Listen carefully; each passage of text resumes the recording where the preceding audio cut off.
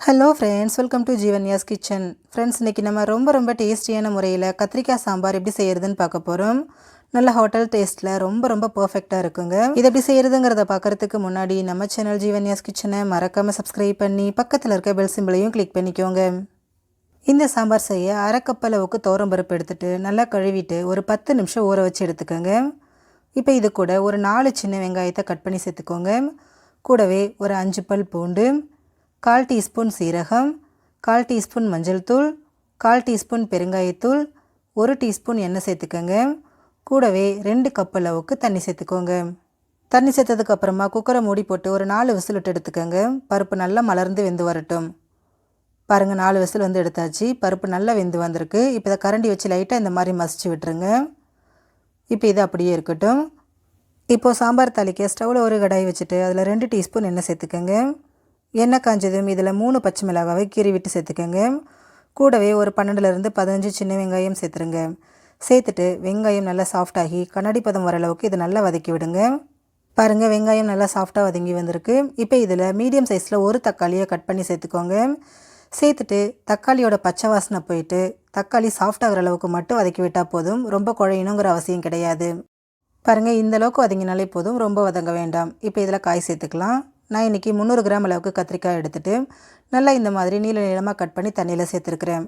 இந்த மாதிரி கத்திரிக்காவை தண்ணியில் சேர்த்து வைக்கும்போது கருத்து போகாமல் இருக்கும். இப்போ இந்த காயை அப்படியே கடாயில் சேர்த்துருங்க. காய் சேர்த்ததுக்கப்புறமா ஸ்டவ்வை மீடியம் ஃப்ளேம்லேயே வச்சுட்டு ஒரு 3 நிமிஷத்துக்கு இதை நல்லா கலந்து விடுங்க. காய் கொஞ்சம் சாஃப்டாகி வரட்டும். பாருங்கள், ஒரு 3 நிமிஷம் போல் ஆயிருக்கு. காய் ஓரளவுக்கு சாஃப்டாகி வந்திருக்கு.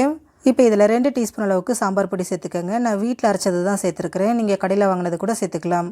கூடவே தேவையான அளவு உப்பு, நான் 2 டீஸ்பூன் அளவுக்கு கல் உப்பு சேர்த்துக்கிறேன்.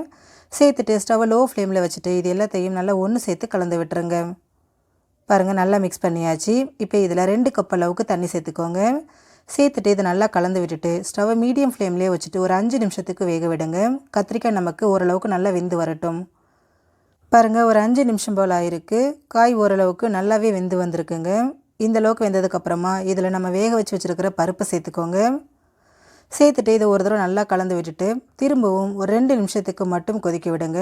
பருப்போடு சேர்ந்து நல்லா கொதிச்சு வரட்டும். பாருங்கள், 2 நிமிஷம் போல் ஆயிருக்கு. நல்லா கொதிச்சிருச்சு. காயும் நமக்கு முழுமையாக வெந்து வந்திருக்கு. இப்போ இதில் ஒரு நெல்லிக்காய் சைஸ் புளி எடுத்துகிட்டு அதை அரை கப் தண்ணியில் கரைச்சிட்டு இது கூட சேர்த்துக்கோங்க.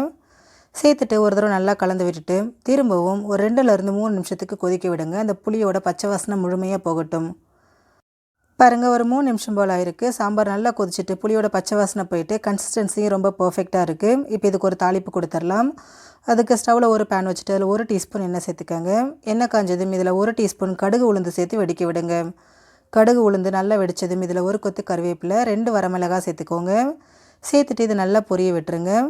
தாளிதம் நல்லா பொரிஞ்சதும் இதை அப்படியே சாம்பாரோடு சேர்த்துருங்க. இது கூடவே 2 டேபிள் ஸ்பூன் அளவுக்கு துருவின தேங்காய் சேர்த்துக்கோங்க. பொதுவாக சாம்பாருக்கு தேங்காய் சேர்க்கும்போது நல்லாயிருக்கும். அதுலேயும் கத்திரிக்காய் சாம்பார் தேங்காய் சேர்க்கும்போது ரொம்ப சூப்பராக இருக்கும். இது கூடவே பொடியை நறுக்கின மல்லி இலையும் சேர்த்துக்கோங்க. சேர்த்துட்டு இது எல்லாத்தையும் நல்லா ஒன்று சேர்த்து கலந்துட்டு இதை ஸ்டவ்வில் இருந்து எடுத்துருங்க.